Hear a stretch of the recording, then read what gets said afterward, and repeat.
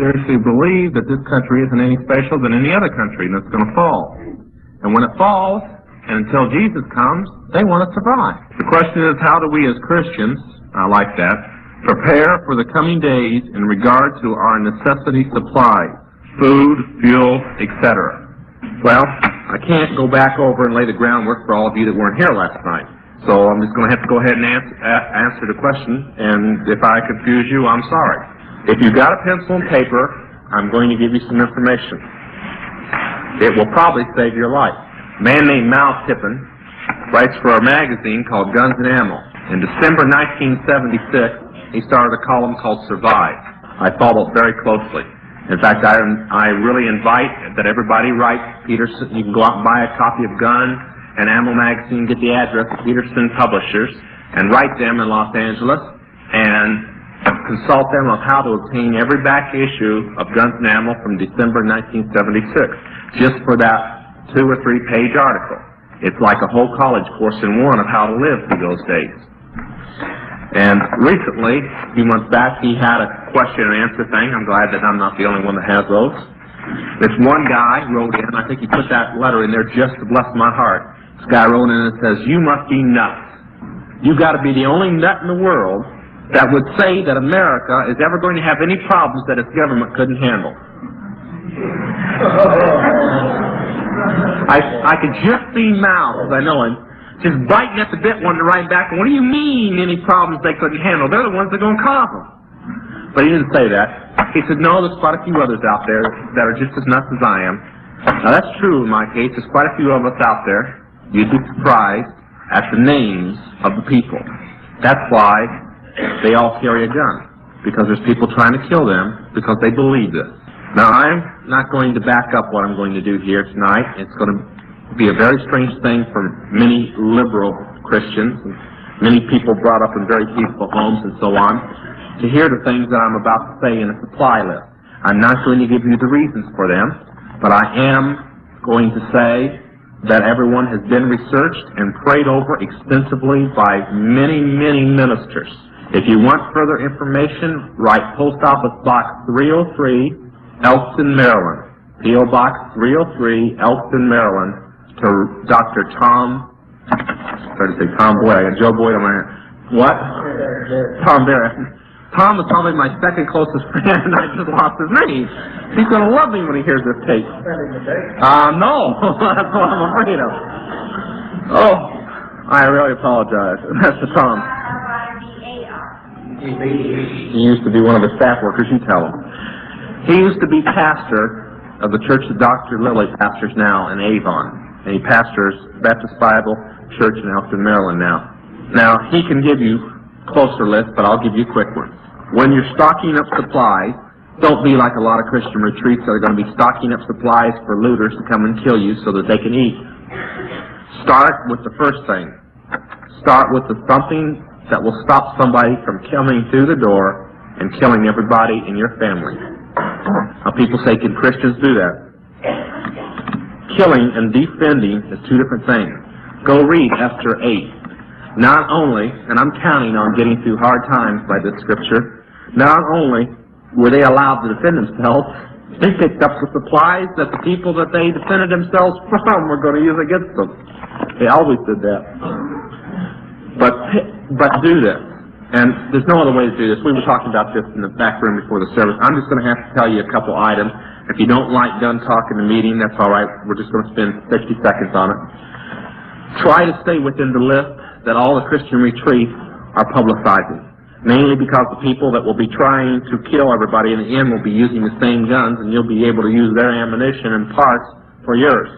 Go with, first of all, the number one weapon in everybody's home should be a 12-gauge pump shotgun.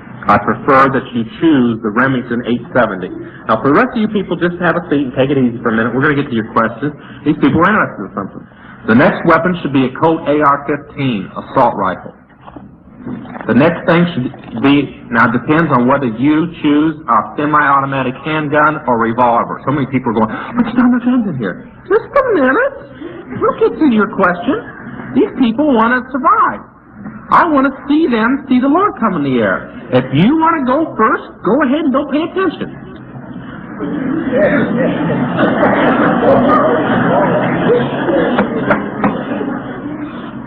Now, if you choose a handgun, choose only these two. Do not buy a gun, and if you have a gun that's not on this list, sell it and buy something else. I mean that. There's a reason for everything. If you like an automatic, buy a .45, Colt only.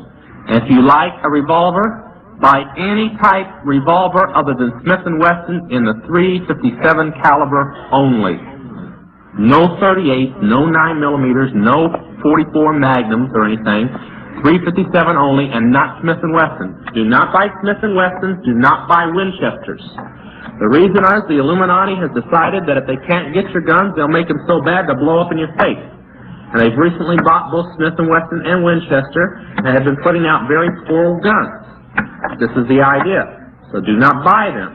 If you own material from them free to 1964, it's fine. But after 1964, the Illuminati owns both companies. All right. After that, for your hunting, because all retreats will be living off the land, because you're not going to go down to Liberals or Safeways or any place else. They ain't going to be around anymore for you to buy it. You need to stick with hunting guns only in these three calibers only, and that is .30-06, .30-30, or .308. Okay, now that's enough about guns. Oh, you might want a .22 semi-automatic rifle for small game.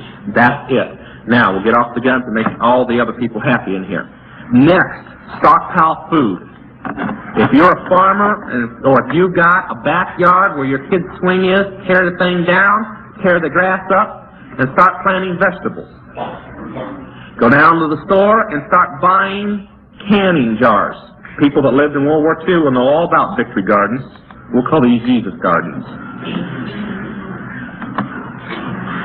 And start buying food.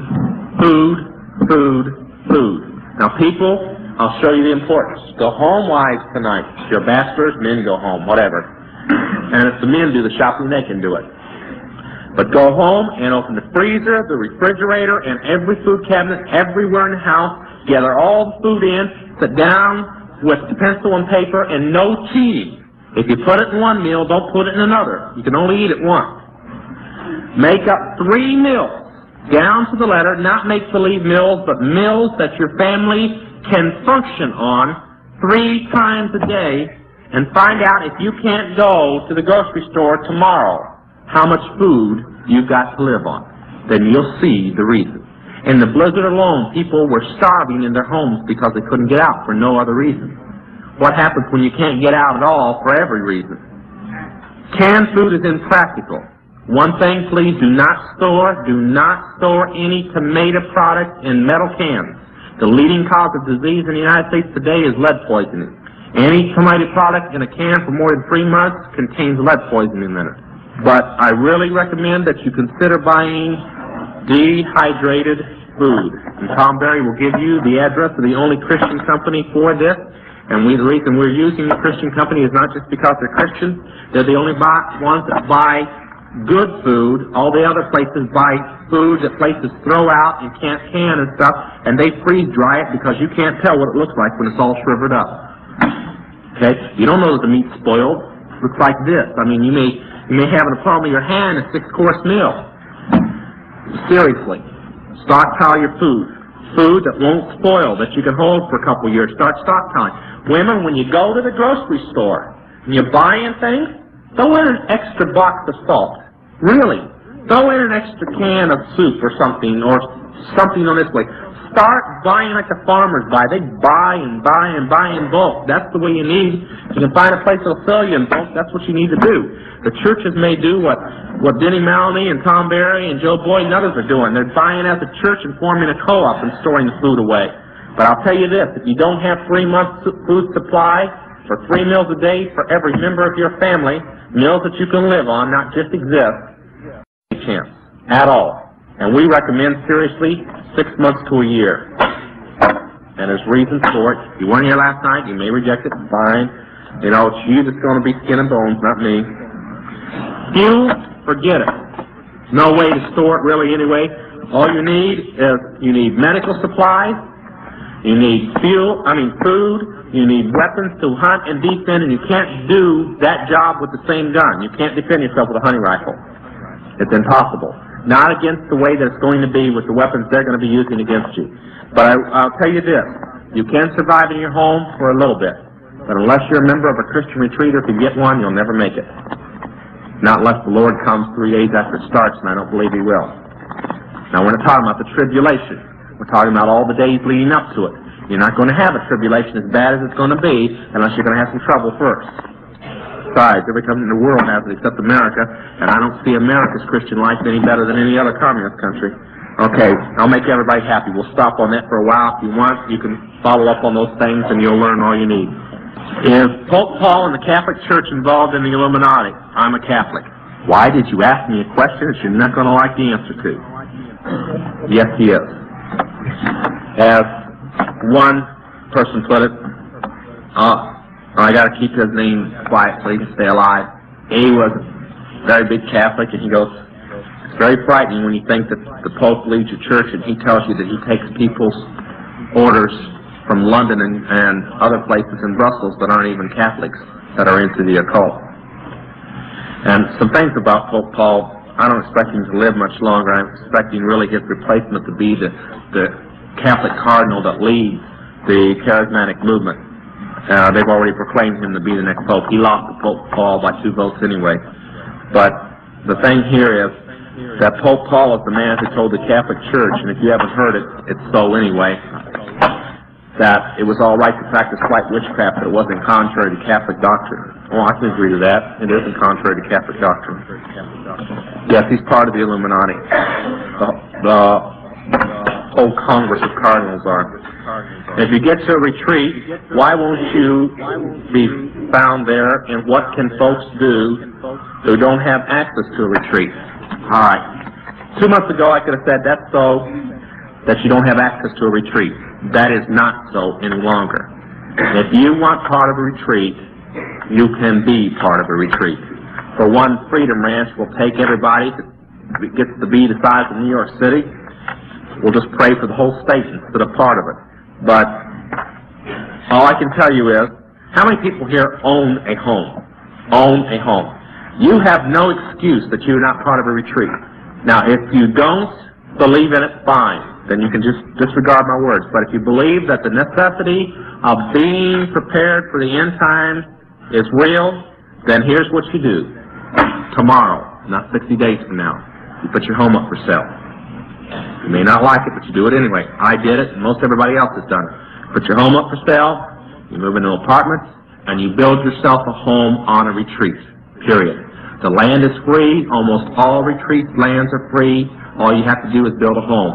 Now, the rest of you who don't, most of the retreats have buildings where you can live, and you can always get the saw out and the axe, and I know that every one of them is in the pine country, in the states that have it. You can always build your own. Your ancestors did. It won't be comfortable, like you think of comfort. I mean, you won't be able to watch Starsky and Hutch, but you'll have a lot of time to read the Word. Why won't you be found? You will be. You will be found. The Illuminati and the federal government themselves within the United States knows where every retreat is. But you won't have to worry about the government or the Illuminati trying per se to come and get you. They'll be too busy fighting their own battles in the city. But there will be looting. That's the reason for retreat. That's the only reason for retreat. The world will go mad before Jesus comes. And you will not be able to survive in the city at that time, because the demons will direct the people and the looters to your doorstep before they'll send them anyplace else. So, while you're standing there rebuking them and expecting them to fall over, I'll be using a shotgun, because I want my family to live. A lot of people shaking their hands. That doesn't sound Christian. That's fine. You haven't had anybody shoot at you yet. You have not had anybody shoot at you. I've got 3 kids and a wife, and I've had people try to shotgun them to death, blow them up, machine gun them, knife them, poison them, and everything else. I love my family. I'm not going to let my family die. Now, which is murder? Letting somebody kill them or defending them? So stop shaking your head at me. I'll bow my head and pray a prayer for you when they put you under. See, I talk bold about this because I have to live with it, and it's coming to your doorstep.